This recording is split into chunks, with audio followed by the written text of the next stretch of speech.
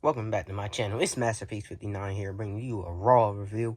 So make sure you drop down any thoughts you have, any prediction, any hot takes you may have, and of course, most of all, make sure you like, comment, and subscribe. And let's get to it.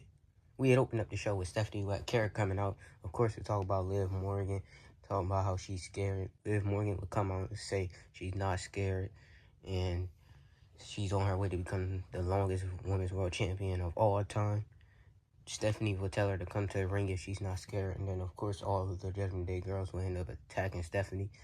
And then here will come Becky Lynch to make the save, and then Stephanie and Becky almost got into it. They didn't get into it. They didn't start throwing hands yet, but it's definitely about to boil over. And then of course the Judgment Day would take advantage and lay them both out. Let me know your thoughts on this down below.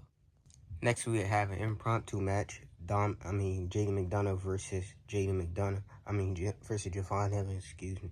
Javon Evans will end up picking up a win. The win was a pretty solid match. These two, I expect a good match from them too anyway. Then Big Cass would eventually come to attack Javon, and after he would lay him out, Javon would call him out again and say, "Is that all he got?" And then here he would come and he would start to get on top of Big Cass, but Dominic would shove Javon Evans, and then Big Cass would stand tall. Let me know your thoughts on this down below. Next, we have Rey Fenix versus El Fiscal in a really good match. I really enjoyed the match between these two. It was to advance from the tournament to face Roman Reigns in Mexico on Raw for the World Heavyweight Championship. Of course, I would think we all expected Rey Fenix to win, because I think we all think that eventually it's just going to lead to Rey Fenix versus Penta in the finals. And so Rey Fenix would end up picking up the win and advancing in the tournament. Let me know your thoughts on this, and if you're excited to see who faces Roman Reigns. Next, Stephanie McCarroll was getting interviewed talking about how this is what Liv Morgan does. She needs 3 people to take her out, and about her match next week with Roxanne Perez. And she would say it's personal between them two too, because she took her out.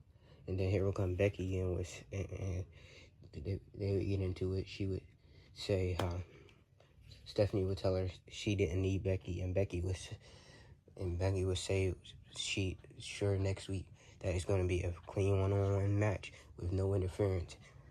And being sarcastic, of course, saying that she will need help. Let me know your thoughts on this down below. Next, we have Sol Ruca versus Lyra Valkyria, and I actually really did enjoy the match. I like the chemistry between these two. Sol Ruca will end up picking up the win here. Let me know your thoughts on this if you enjoyed the match. And if you think this puts Sol in line for the Women's Intercontinental Championship. Let me know down below. Next, we will see Jacob Fatu backstage with the Usos. And Jay was all hype about Solo coming back. He would say they did something that Jacob couldn't do. Jacob would say it's not like you did it by yourself. And then Jay would ask who's a punk ASS now. Let me know your thoughts on this down below. Next, we have Bron Breakker come out to call out Oba Femi about who's the future. And here would come Paul Heyman to interrupt him. And he would say how everyone deserves to know who the future is. And then here will come Oba. Well, after Bron would say, who do you think is the future of Paul? Here would come Oba Femi, and he would come down to the ring.